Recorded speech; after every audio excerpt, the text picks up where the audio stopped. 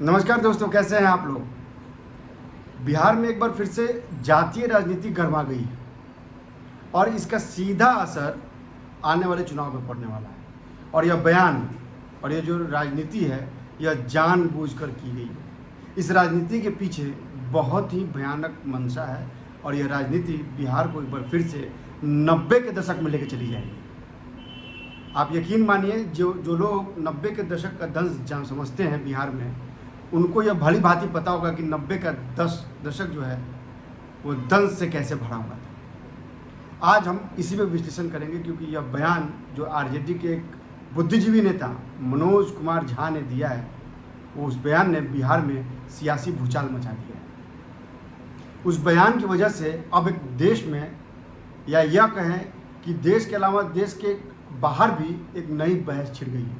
वो देश के बाहर मैं इसलिए कह रहा हूँ कि जो लोग विदेशों में रहते हैं, जो बिहार से ताल्लुक़ रखते हैं, उनके लिए भी ये खबर जानना बेहद ज़रूरी है।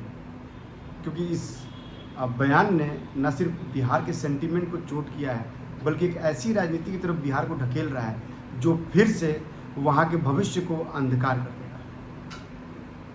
सबसे पहले मैं बताता हूँ मामला क्या है। सबसे पहले मामला आप ये जानिए कि जिस दिन महिला बिल राज्यसभा में पटल पर रखा गया था, उस दिन मनोज कुमार झा आरजेडी के सांसद है राज्यसभा के, उन्होंने राजपूत जाति पर एक बहुत ही बड़ा कटाक्ष किया, एक ऐसा बयान दिया जिसके बाद से सियासी तूफान मच गया। उनके पार्टी आरजेडी के पार्टी के नेता जो राजपूत समुदाय से बिलोंग करते हैं, वो उनके खिलाफ हो गए हैं। आपको मैं बताऊं, इसकी सबसे पहली खिलाफत की आनंद मोहन सिंह, जो स्वयं राजपूत हैं। इसके बाद उन्होंने कहा कि अगर मेरे सामने सदन में अगर ये बयान मनोज कुमार झा ने दिया है तो मैं उनकी जीभ खींच लेता बाहर। वही आरजेडी के दूसरे नेता और बीजेपी के नेता, चाहे वो जेडीयू के नेता हो, वो आग बबूला है इस बयान पर। बिहार में एक नई बहस छिड़ गई है, अग्री जाति बनाम पिछली जाति। अब जरा इसका सिलसिलेवार ढंग से इम्पैक्ट देखते हैं क्या है। और मैं वो चीज़ बताऊं उसके पहले आपको बता दूं कि वो कविता क्या थी जिसकी वजह से ये सुर्खियों में आए थे। वो कविता यह थी, आपको भी जानना बहुत जरूरी है, क्योंकि महिला आरक्षण बिल जिस दिन पेश हो रहा था नए संसद भवन में, उस दिन की बात है। वो कविता यह थी कि चूल्हा मिट्टी का, मिट्टी तालाब की, और तालाब ठाकुर का। भूख रोटी की, भूख बाजरे की, बाजार खेत का, खेत ठाकुर का। बैल ठाकुर का, हल ठाकुर का। हाल की मूठ पर हथेली अपनी, फसल ठाकुर की। कुआं ठाकुर का, पानी ठाकुर का, खेत खलियान ठाकुर के, गली मोहल्ले ठाकुर के, फिर अपना क्या। वो ठाकुर मैं भी हूँ, वो ठाकुर संसद में है, वो ठाकुर विश्वविद्यालय में है, वो ठाकुर विधायिका को कंट्रोल करता है, वो ठाकुर को मारो जो हमारे अंदर है। बस ये वो लाइन थी जिसके बाद से ये बवाल उठ गया, उस ठाकुर को मारो जो हमारे अंदर थे। अगर आपको याद हो, जो 90 के दशक में जिन लोगों ने बिहार को देखा हो, चूँकि मैं तो बिहार से ही बिलोंग करता हूँ, इसलिए मुझे 90 के दशक वो याद है। मंडल कमीशन की जो आग चली थी बिहार में, और आप याद करें लालू का वो दौर जब उन्होंने कहा था कि भूरा बाल हटाओ। भूरा बाल मतलब भूमियार, राजपूत और लाला, ये 3 जात को हटा दो, यानी अग्री जातियों की राजनीति को खत्म कर दो। यह एक प्लान था लालू यादव, जिस मंडल कमीशन के आधार पर लागू होने के बाद से यह एक क्रांतिकारी नारा जो है वो लालू प्रसाद यादव ने दिया था। और इसका परिणाम यह हुआ कि सारी पिछड़ी जातियाँ जो थी वो एकजुट हो गई और लालू की सरकार बिहार में बन गई। और उसके बाद से जो बिहार का हश्र हुआ उसके हम सब भुक्तभोगी हैं।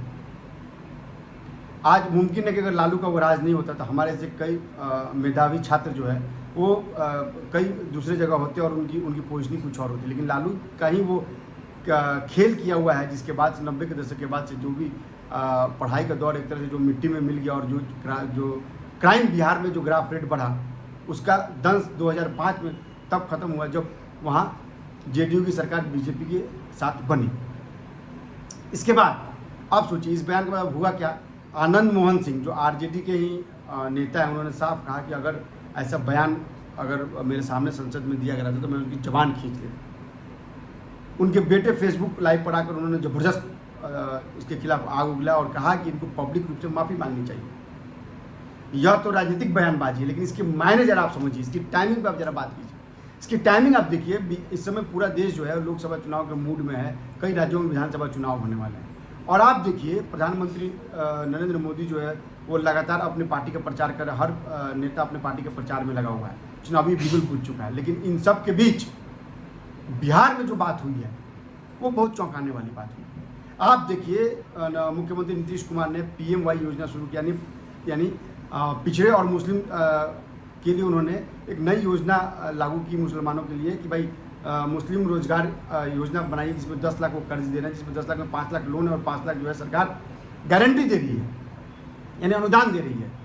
लालू का वैसे ही MY समीकरण है, यानी अग्रणी जातियों को तोड़ने के लिए, अग्रणी जातियों के खिलाफ यह बयान देकर उन्होंने अग्रणी जातियों को अपनी तरफ से एक तरह से डाइवर्ट, कंसोलिडेट वोट को कंसोलिडेट करने की कोशिश की। और आपको मैं बता दूं, जो लोग 90 की राजनीति को जानते हैं और जो लोग 90 की राजनीति के दौर को देखा, आनंद मोहन सिंह B पार्टी थे लालू प्रसाद यादव के। लालू प्रसाद यादव आज वो RJD के नेता हैं और इसके बाद से इनकी साठगांठ की वजह से अग्रिम जाति जो है वो इनके खिलाफ बहुत ज़्यादा जाने पाए। लेकिन जब उनको ऑप्शन मिला JDU और BJP का, तो अग्रणी जातियों ने दोनों ही पार्टियों को चुना। लेकिन इन सब की तरह यह बयान देके एक सियासी माहौल गर्म करना और खासकर जातिगत टिप्पणी, ये कदापि उचित नहीं है। यह ऐसा टिप्पणी करके जिस अग्रिम जातियों की तौहीन कर, जिस राजपूत जाति की तौहीन कर रहे हैं, वो वाकई बहुत शर्मनाक है। इतिहास गवाह है कि राजपूतों ने देश के लिए बलिदान दिया है, देश को सुरक्षित रखा है, सारे लोगों ने सुरक्षित रखा है, उसमें इनकी भूमिका को भी नज़रअंदाज नहीं किया सकता। लेकिन ऐसे में राजपूत एक खास समुदाय को टारगेट करना, वो भी संसद में, यह एक बड़ा मैसेज, एक सोची समझी साजिश है। और हैरानी देखिए कि जो RJD इसका विरोध कर रही है, देखिए कैसे खेल रहे हैं सब आपस में, कि जो RJD इसका विरोध कर रही है, वो RJD अपने ऑफिशियल ट्वीट से ट्वीट करती है कि भाई वेल डन, बहुत शानदार भाषण है आपका। और उसी के पार्टी के नेता आनंद मोहन सिंह जो है वो इसका विरोध करते हैं। तो कहीं ना कहीं यह एक सोची समझी साजिश है, सोची समझी बयानबाजी है, जिससे कि सियासी गलियारे में एक तुल पकड़े। लेकिन शायद मनोज कुमार झा बुद्धिजीवी तो हैं, प्रोफेसर भी हैं, लेकिन शायद वो ये भूल गए हैं कि बिहार की मानसिकता बदल गई है। यह ठीक बात है कि आज भी उत्तर प्रदेश और बिहार में जातिगत राजनीति से इतर राजनीति नहीं हो सकती है, लेकिन अगर जातीय समीकरण की आप बात करें तो हर जातीय समीकरण में एक नया बदलाव आया है। वो बदलाव आया है शिक्षा की वजह से, वो बदलाव आया है विकास की वजह से। हर जातियों ने विकास का वो स्वाद चख लिया है, जिसके बाद से अगर आप ये सोचते हैं कि यह जातीय स्लोगन देकर आप किसी खास समुदाय को नाराज करके उसका वोट जो है कंसोलिडेट कर देंगे, या उसके वोट को आप वो कर लेंगे, या एक दूसरी सियासी समीकरण आप बाजार में लेके आएंगे, यह अब संभव नहीं है, जो मेरा अपना अनुभव है। खैर इसका रिजल्ट जो है वो तो आने वाले चुनाव में सामने आएगा। लेकिन इतना तो तय है कि जिस तरह से जातियों को लुभाने में पार्टियां लगी हैं और जिस तरह से जातियों को लेकर बयानबाजी हो रही है, वो वाकई बिहार में एक नया मोड़ अगर साबित होता है तो फिर यह देश में एक अलग तरह की राजनीति होगी। क्योंकि यह समुदाय न सिर्फ बिहार में है, जो बिहार और उसके पूर्वांचल राज्य, पूर्वांचल है, यानी उत्तर प्रदेश का जो पूर्वांचल जिसको हम लोग कहते हैं, वहाँ भी इसका बड़ा असर पड़ने वाला है। हम लगातार इस खबर पर आपको अपडेट करते रहेंगे। आप हमारी खबरों को देखिए, कमेंट कीजिए और सब्सक्राइब कीजिए। साथ ही हम उन दर्शकों का धन्यवाद करते हैं जो लगातार कमेंट दे रहे हैं, अपने अपने विचार रख रहे हैं। हालांकि मैं बार बार ये कहता हूँ कि कमेंट जो है मर्यादित शब्दों का इस्तेमाल किया जाए, ताकि यह एक हेल्दी बहस हो। आपके विचार अलग हो सकते हैं, हमारे विचार अलग हो सकते हैं, लेकिन पत्रकारिता एक ऐसी चीज़ है जिसमें निष्पक्ष किया जाता है। अगर कोई इस तरह की जातीय बयान देता है तो नेचुरली उसकी निंदा करनी चाहिए और उसके खिलाफ ही पत्रकारिता होनी चाहिए, ना कि उसके फेवर में होनी चाहिए। बहरहाल आप लगातार हमारे वीडियो को देखिए, लाइक कीजिए, सब्सक्राइब कीजिए, कमेंट कीजिए और ऐसे ही अपना प्यार न्यूज़ ग्रुप पर लुटाते रहिए। नमस्कार।